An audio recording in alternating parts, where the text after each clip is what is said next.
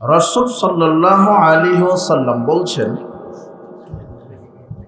যখন কোনো এলাকার লোক জিকিরের মাজলিসে বসে, হাদিসে বসার কথা আসছে, এজন্য বসে যেতে হবে। বসার সুযোগ না থাকলে সেটা আলাদা কথা।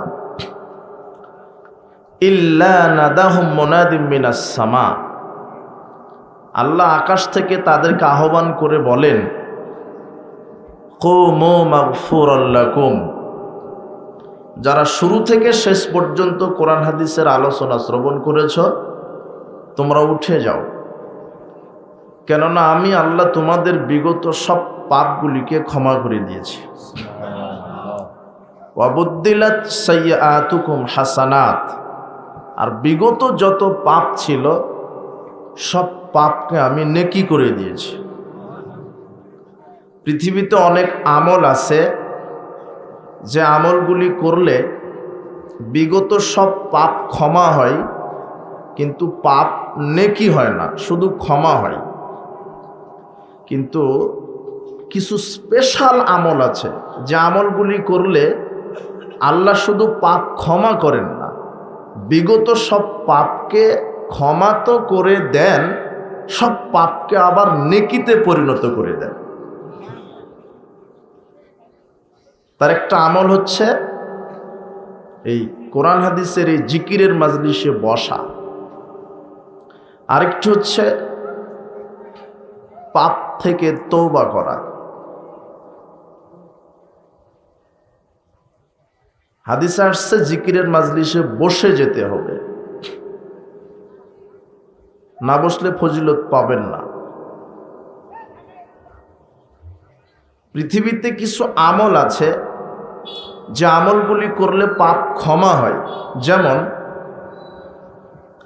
রাসূল সাল্লাল্লাহু আলাইহি ওয়াসাল্লাম বলছেন,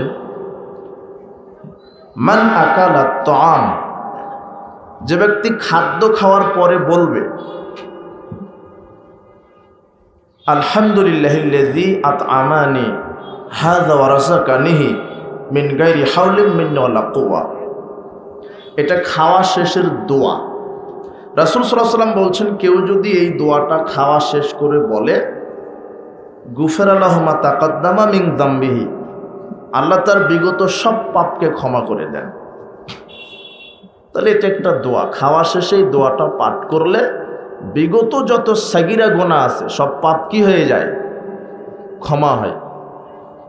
কিন্তু পাপ নেকি হয় না।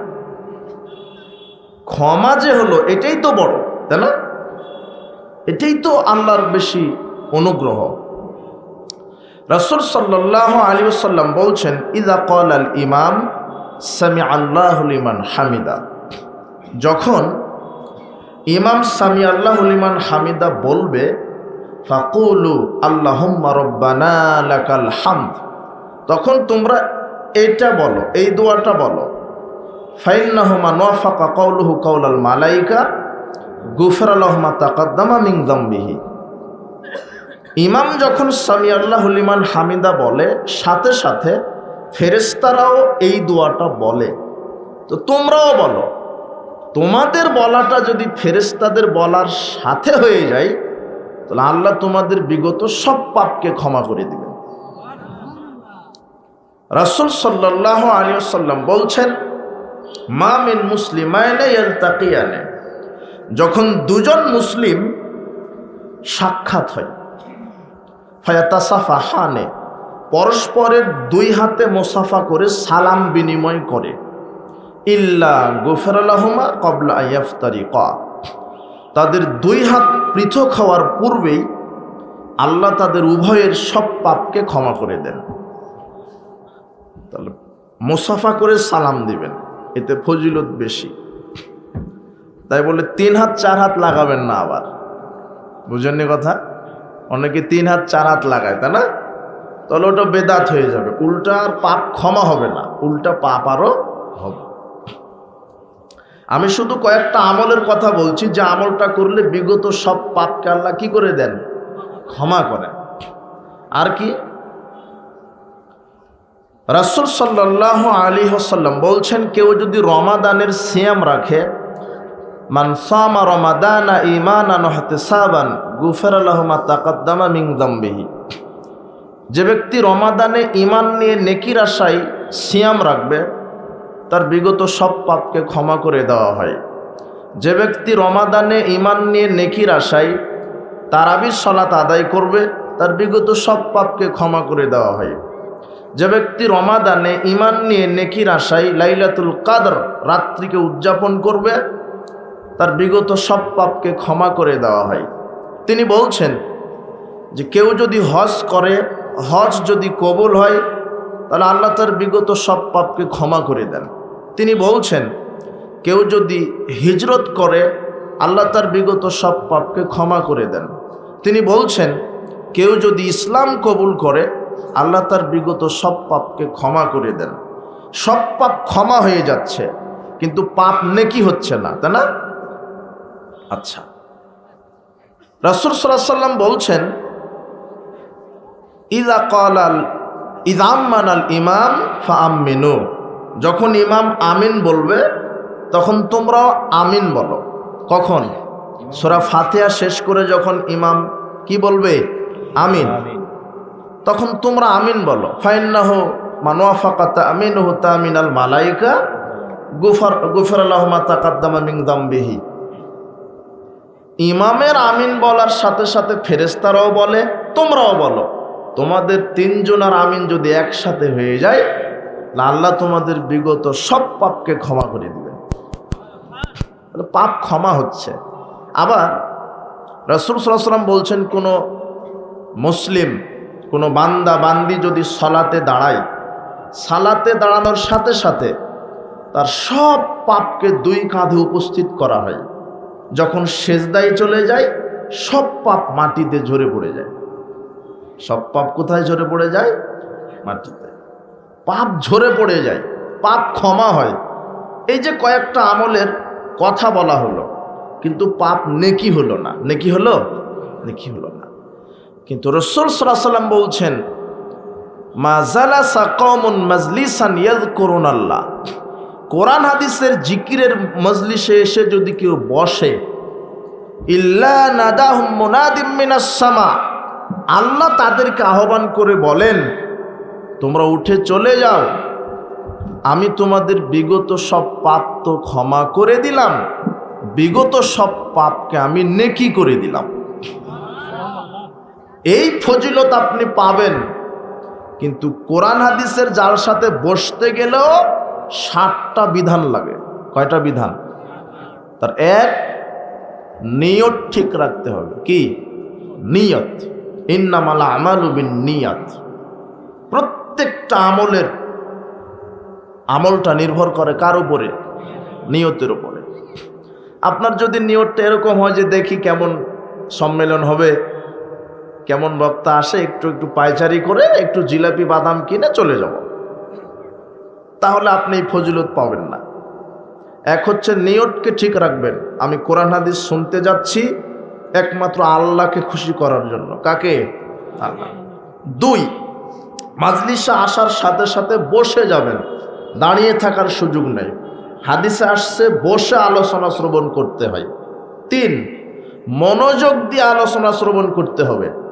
যদি এদিক ওদিক করেন, হাসাহাসি করেন, বাদাম খান, কথা বুঝেননি, এদিক ওদিক করছেন, হাসাহাসি করছেন, অমনোযোগী, রাসূল সাল্লাল্লাহু আলাইহি ওয়াসাল্লাম বলছেন ইন্নাল্লাহা লা ইয়াকবালু মিনাল আমাল ইল্লা মা কানা লাহু খালিসান ওয়াবতুগিয়া বিহি ওয়াজহুহু। ওই ব্যক্তির আমল আল্লাহ কবুল করেন না যেই ব্যক্তি ইখলাসের সাথে আমল করে না, মনোযোগের সাথে আমল করে না, উদাসীন, তাহলে এর আমল কবুল করবেন না। তাহলে 3 নম্বর হচ্ছে মনোযোগ সহকারে আলোচনা শ্রবণ করতে হবে। 4, তাসবিহ তাহলিল করবেন, সুবহানাল্লাহ, আলহামদুলিল্লাহ, লা ইলাহা ইল্লাল্লাহ, আল্লাহু আকবার, এভাবে মাঝে মাঝে তাসবিহ পাঠ করবেন। 5, আপনার বৈধ যত আশা আকাঙ্ক্ষা সব চাইবেন, আল্লাহর কাছে বলবেন। কি চাইবেন আপনি? আল্লাহর কাছে চাইবেন আল্লাহ তুমি আমার পাপ ক্ষমা করে দাও। এটা চাওয়া হলো না? আল্লাহ তুমি আমার পিতামাতা মারা গেছে, তাদের কবর শাস্তি মাফ করে দাও। আল্লাহ আমার পিতামাতা অসুস্থ, তাদেরকে আরোগ্যতা দান করো। আল্লাহ আমি ব্যবসায়িক, আমার ব্যবসাতে বারাকা দান করো। আমি চাকরিজীবী, আমার চাকরিতে বারাকা দান করো। আমি কৃষক, আমার কৃষিতে বারাকা দান করো। আমি ছাত্র, আমার মেধা প্রজ্ঞা বাড়িয়ে দাও। ইসলামের আলোকে আমার মেধা প্রজ্ঞা বাড়িয়ে দাও। আল্লাহ তুমি আমার হালাল রুজির ব্যবস্থা করে দাও। আল্লাহ তুমি আমাকে নেক স্ত্রী দান করো। কি এগুলি চাওয়ার হচ্ছে কার কাছে? রাসূল সাল্লাল্লাহু আলাইহি ওয়াসাল্লাম বলছেন মাজলিসে বসলে আল্লাহর কাছে চাইবে, আল্লাহ তুমি আমাকে দীর্ঘ সুস্থ নেক হায়াত দান করো। দীর্ঘ নেক হায়াতে যেন সঠিক ঈমান আমলের উপরে কায়েম থাকতে পারি সেই তৌফিক দান করো। মৃত্যুর সময় যেন সঠিক ঈমান নিয়ে কবরে যেতে পারি সেই তৌফিক দান করো। তুমি আমাকে জান্নাতুল ফেরদাউসের মেহমান হিসেবে কবুল করো। এগুলি চাইতে হয়, এই মাজলিসে এসে চাইতে হয়। 6 নম্বর মাজলিসের কাফফারা, জান্নাত চাইবেন, জাহান্নাম থেকে বাঁচতে চাইবেন। 6 নম্বর আদব মাজলিসের কাফফারা আছে। রাসূল সাল্লাল্লাহু আলাইহি ওয়াসাল্লাম বলছেন, এই সাহাবীগণ যখন তোমরা কোনো মাজলিসে বসবে তখন কাফফারা আদায় করো। কি? এই দোয়াটা বলো, রব্বিক ফিরলি ওয়া তুব আলাইয়া ইন্নাকা আনতাত তাওয়াবুল গফুর। আল্লাহ আমাকে ক্ষমা করো, আমার তওবা কবুল করো, তুমি ক্ষমাকারী, তুমি তওবা কবুলকারী। আরবিতে না জানলে বাংলাতে অন্তত বলবেন, আল্লাহর কাছে ক্ষমা চাইবেন, আল্লাহর কাছে জান্নাত চাইবেন, আল্লাহর কাছে জাহান্নাম থেকে বাঁচতে চাইবেন। আপনার এই মাহফিলের চতুর্দিকে ফেরেশতারা আমাদেরকে ঘিরে এখন বসে আছেন, তারা পাহারা দিচ্ছেন আমাদেরকে। যখন আমরা উঠে চলে যাব ফেরেশতারা আল্লাহর কাছে চলে যাবেন, তখন ফেরেশতাদেরকে আল্লাহ জিজ্ঞাসা করবেন, মিন আয়না জিতুম, তোমরা কোথায় থেকে আসলে? তখন এই ফেরেশতারা বলবে, জিনা মিন ইনদি ইবাদান লাকা ফিল আরদে। ওই সিঙ্গা একটা কোরআন হাদিসের মাজলিস হচ্ছিল, সেখানে আমরা ছিলাম। তো তারা আপনার তাসবিহ পড়েছে, জিকির করেছে, জান্নাত চেয়েছে, জাহান্নাম থেকে বাঁচতে চেয়েছে, পাপ থেকে ক্ষমা চেয়েছে। তখন আল্লাহ ফেরেশতাদেরকে বলবেন, উশহিদুকুম, তোমরা সাক্ষ্য থাকো, কাদ গাফারতু লাহুম, ওই মাজলিসের যত নারী পুরুষ আমার কাছে ক্ষমা চেয়েছে আমি তাদের সবাইকে ক্ষমা করে দিলাম। ও আতাইতুহুম মা সাআলু, তারা যা চেয়েছে আমি তাদেরকে সবই দিয়ে দিলাম। ওয়াজারতুহুম মিম্মা ইস্তাজারু, তারা আমার কাছে জাহান্নাম থেকে বাঁচতে চেয়েছে আমি তাদেরকে জাহান্নাম থেকেও বাঁচিয়ে দিলাম। ফেরেশতারা বলবে, আল্লাহ ফিহিম ফুলানুন আব্দুন খত্তা, ওখানে একজন বড় পাপীও বসেছিল। ইন্নামা মারাফা জালাসা মাহুম, লোকটা রাস্তা দিয়ে যাওয়ার সময়তে সেও বসে পড়েছে। আল্লাহ বলবেন তখন ফেরেশতাদেরকে, শোনো, কত বড় পাপী আমি দেখব না, আমি তাকেও ক্ষমা করে দিলাম। এই হচ্ছে এই মাজলিস। তাহলে 6টা আদব হলো। আর একটা শেষ আদব হচ্ছে ওঠার পূর্বেই দোয়া পাঠ করা। কানা রাসূলুল্লাহ সাল্লাল্লাহু আলাইহি ওয়াসাল্লাম বিআখিরাতি ইয়াকুলু ইযা আরাদা ইয়াকুমা মিনাল মাজলিস। আবু দাউদের 4859 নম্বর হাদিস। আবু বারজা আল আসলামী রাদিয়াল্লাহু আনহু বলছেন, রাসূল সাল্লাল্লাহু আলাইহি ওয়াসাল্লাম যখন কোনো মাজলিস ভঙ্গ করতে চাইতেন, ইচ্ছা করতেন যে শেষ করে দেব মাজলিস, তখন এই দোয়াটা পাঠ করতেন। দোয়াটা কি? সুবহানাকা আল্লাহুম্মা বিহামদিকা আশহাদু আল্লা ইলাহা ইল্লা আনতা আস্তাগফিরুকা ওয়া আতুবু ইলাইক। এটা মাজলিস শেষ করার দোয়া। যদিও এই দোয়াটা রাসূল সাল্লাল্লাহু আলাইহি ওয়াসাল্লাম অনেক জায়গাতে বলেছেন, আমরা এটা আলোচনা করব ইনশাআল্লাহ। এই দোয়াটা পাঠ করে উঠতে হবে। এই দোয়াটা যদি পাঠ করেন তাহলে মাজলিসের যত আপনার অজান্তে বা জানা অবস্থায় যত ভুল ত্রুটি হয়েছে ওগুলি ক্ষমা না চাইতে আল্লাহ ক্ষমা করে দিবেন। আর যত নেকি হয়েছে সব নেকিকে আল্লাহ মোহরাঙ্কিত করবেন। লাম ইউকসার ইলা ইয়াউমিল কিয়ামাহ, কিয়ামত পর্যন্ত আল্লাহ নিজে সংরক্ষণ করে রাখবেন।